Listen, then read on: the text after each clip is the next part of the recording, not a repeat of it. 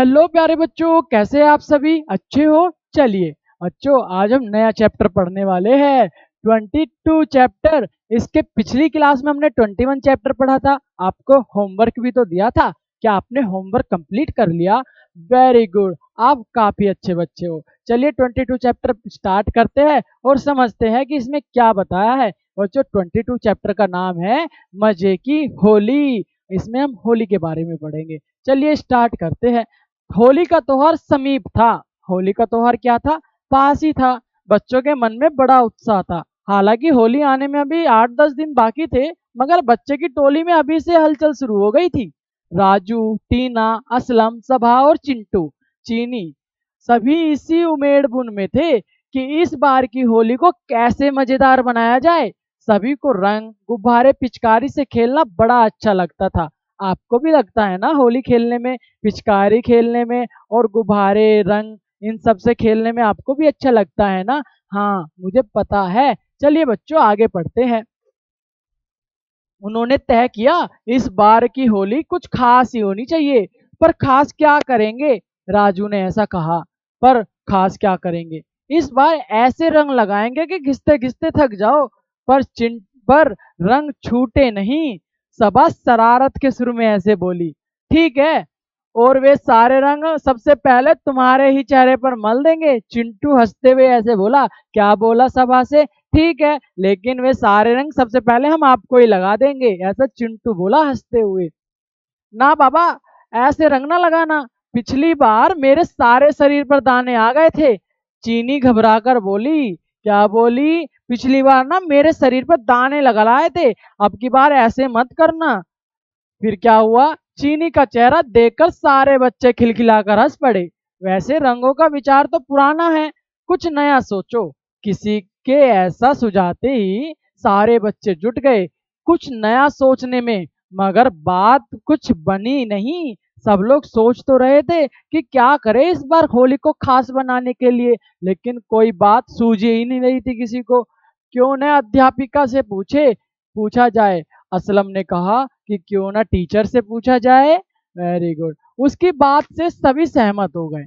दूसरे दिन विद्यालय में आधी छुट्टी के समय सारे बच्चे अध्यापिका यानी मैम के पास गए और बोले, अध्यापिका जी, इस बार हम अलग तरीके से होली मनाना चाहते हैं, क्या आप हमारी मदद करोगी? राजू ने ऐसा निवेदन किया।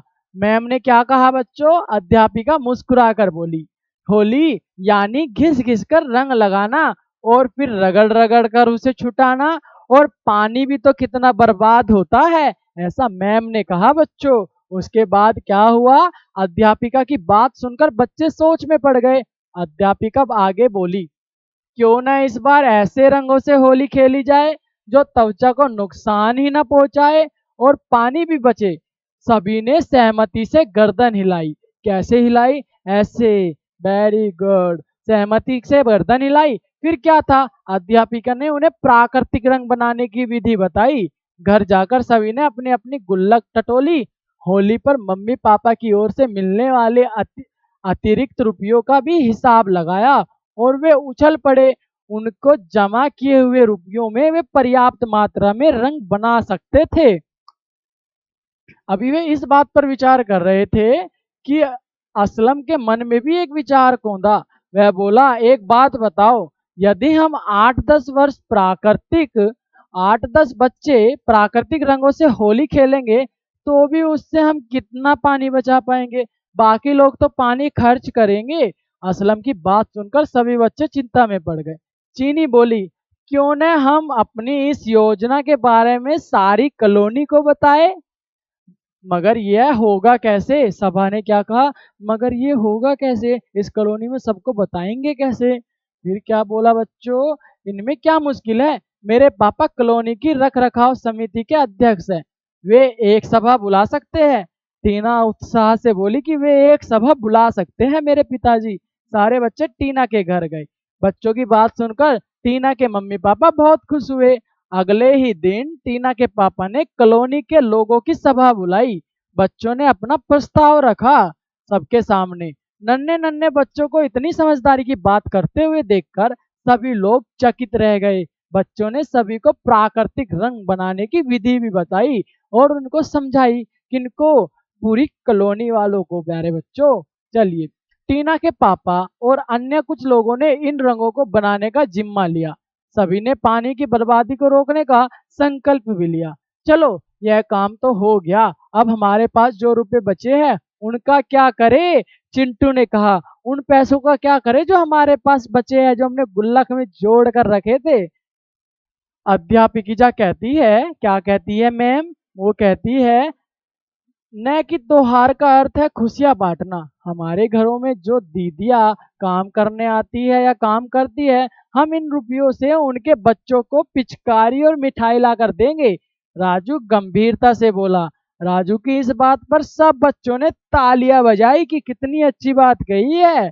उस साल बच्चों ने एक अनोखी और मजेदार होली मनाई, जिसमें बड़े बड़े भी सभी खुश थे और प्रकृति भी खुश थी और रंगों से पुते बच्चे, क्या बोले, रंगों से पुते बच्चे गा रहे थे, पुते बच्चे गा रहे थे।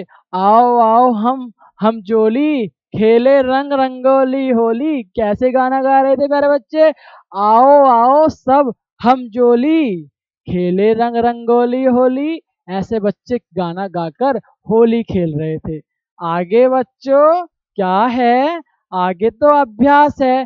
चैप्टर हमने पढ़ा और समझ लिया, अब इसका अभ्यास करेंगे। आपको पता है ना, हम लोग अभ्यास क्यों करते हैं? ताकि हम लोगों को पता चल सके हमने इस चैप्टर से कितना पढ़ा और कितना जाना है। चलिए बच्चों, अभ्यास करते हैं और पता करते हैं। बच्चों, यहाँ पे कुछ नए शब्द आए हुए हैं। क्या आए हैं? इस चैप्टर में हमें कुछ नए शब्द दिए हैं, उन्हें पढ़ना है, उन्हें समझना है। Very good. और बोलकर लिखना भी तो है अपनी कॉपी पर। बिल्कुल, पढ़ते हैं बच्चों। त्योहार, उत्साह, उधेड़बुन, अध्यापिका, प्राकृतिक, जेब खर्च, पर्याप्त, अतिरिक्त, बर्बादी, अपव्यय, रख रखाव। ओके बच्चों, ये सारे शब्द हमने बोलकर पढ़े, आपको भी बोलकर पढ़ने हैं और फिर इनको समझने की कोशिश करना है, तभी तो आप अच्छे बच्चे बनोगे, है ना? चलिए, आगे का प्रश्न हल करते हैं। बच्चों, यहाँ पे इतने सारे शब्द दिए हैं, समीप, उधेड़बुन, अनोखा, त्वचा, पर्याप्त, प्राकृतिक, अपव्यय और रख रखाव। इन शब्दों के अर्थ इनके सामने लिखे हैं। जैसे अपव्यय बर्बाद करना, रख रखाव देखभाल, प्राकृतिक प्राकृतिक से मिलने वाले, और उधेड़बुन सोच विचार। ऐसे ही सभी शब्दों को आपको पढ़ना है, उसके सामने लिखे अर्थ को समझना है और इससे आप नए शब्द को सीख जाओगे। नए शब्द का अर्थ क्या होता है ये सीख जाओगे। चलिए बच्चों, आगे हमें वचन बदलना है। जैसे एक वचन से बहुवचन करना है। जैसे बच्चा, बच्चे का मतलब एक वचन है, ये बच्चा एक ही तो है, लेकिन जब बहुत सारे बच्चे में बदलेंगे तो क्या लिखना है हम यहाँ पे? यहाँ पे लिखेंगे बच्चे, मतलब एक वचन से बहुवचन में बदल रहे हैं हम इसको। बच्चे का बच्चे। पिचकारी मतलब एक पिचकारी, बहुत सारी पिचकारी करनी है हमें, क्या लिखेंगे? पिचकारिया। Very good. रुपया, क्या लिखेंगे यहाँ पे? रुपया। अभी क्या लिखा है? रुपया। अब यहाँ पे लिखेंगे बहुत सारे रुपये। Very good. रुपया का कर देंगे रुपये। बहुत अच्छे। अध्यापिका, अध्यापिकाएं, समझ गए? बहुत सारी अध्यापिकाएं, बहुत सारी मैम। Very good. आपने वचन भी बदल लिए। बच्चों, यहाँ पे और शब्द दिए हैं, इनके वाक्य बनाने हैं। अनोखी, नुकसान, अपव्यय और त्योहार। होली का एक बहुत अच्छा त्योहार है। होली एक रंगों का त्योहार है। ये एक वाक्य बन गया, हमने त्योहार शब्द को प्रयोग करके वाक्य बना लिया है। अनोखी, फिर वो जो पिचकारी है बड़ी अनोखी पिचकारी है। वेरी गुड, ये भी तो एक वाक्य बन गया। Very good. ऐसे ही बाकी शब्दों के वाक्य आपको बनाने हैं ताकि आपका अभ्यास भी अच्छे से हो जाए। चलिए बच्चों, पांचवा करते हैं। ये है प्रश्न उत्तर। प्रश्न उत्तर के उत्तर आपको खोजने होंगे। कैसे खोजने होंगे? आपको पाठ को पढ़ना है और उसमें से खोज लेना है। जैसे बच्चे होली किस प्रकार मनाना चाहते थे? बच्चे इस बार कुछ अनोखी होली मनाना चाहते थे। Very good. क्या? और फिर आगे अध्यापक ने बच्चों को क्या समझाया? अध्यापिका ने बच्चों को क्या समझाया था बच्चों? यही तो समझाया था, इस बार हमें कोई भी ऐसा कलर नहीं लगाना है इस बार, हम जो हमें हमारी स्किन को खराब करे, कोई ऐसा पानी बर्बाद नहीं करना है, खराब पानी बर्बाद नहीं करना है। कुछ अलग तरीके से होली खेल सकते हैं, हम प्राकृतिक रंग से होली खेल सकते हैं और पानियों को बचा सकते हैं। यही तो समझाया था ना। और हमारे जो पैसे जोड़े हुए पैसे है गुल्लक में, उनसे जो हमारे घर पे काम करने आती है ना दीदी, उनके बच्चों को भी दिला सकते हैं हम पिचकारी और मिठाइयाँ। यही सब लिखना है इसमें। आगे क्या लिखा है, कॉलोनी में सभी प्राकृतिक रंगों से होली खेले, इसके लिए बच्चों ने क्या उपाय खोजा। बोलो बच्चों, इसके लिए उन्होंने सभा बिठवाई। Very good. चलो, किसके पापा से कह के, टीना के पापा से कह के, क्योंकि वो कॉलोनी के सदस्य के अध्यक्ष थे। तो बच्चों ने बचे हुए रुपये का क्या किया, उन बचे रुपयों का जो उनके घर पे दीदी काम करने आती थी उनको पिचकारियाँ दिलाई, मिठाइयाँ दिलाई। बहुत अच्छे प्यारे बच्चों, आपने एक बार कितनी जल्दी जल्दी कर रहे हो ना आप, क्वेश्चन आंसर आप समझदार हो गए हो। लेकिन जब आप अपना होमवर्क करने बैठोगे, आपको चैप्टर की रीडिंग करनी है ताकि आपको अभ्यास करने में कोई दिक्कत ना आए। करोगे ना? वेरी गुड बच्चों, चलिए आगे करते हैं। क्या हमारा त्योहार मनाने का तरीका वातावरण को प्रदूषित करता है? कुछ त्योहारों का उदाहरण देते हुए लिखो। क्या जो हम त्योहार बनाते हैं, जैसे होली बनाते हैं, होली में कलर, हम पानी का वेस्ट करते हैं, फिर हम दिवाली में पटाखे जलाते हैं, प्रदूषण करते हैं, ये गलत है ना? उसके बारे में लिखना है बच्चों आपको अपने तरीके से। आगे बताओ बच्चों, यहाँ पे कुछ वाक्य लिखे हैं, उसमें हमें क्या बताना, उनका काल बताना है। जैसे माँ खाना बना रही है, ये बताओ, ये माँ खाना बना रही है या बना चुकी है या बनागी? ये होता है काल। बच्चों, काल तीन प्रकार के होते हैं। जो हम काम कर रहे हैं, जैसे अभी हम पढ़ाई कर रहे हैं ना, ये वर्तमान काल है। जब हम पढ़ाई पूरी कर लेंगे वो भूतकाल होगा।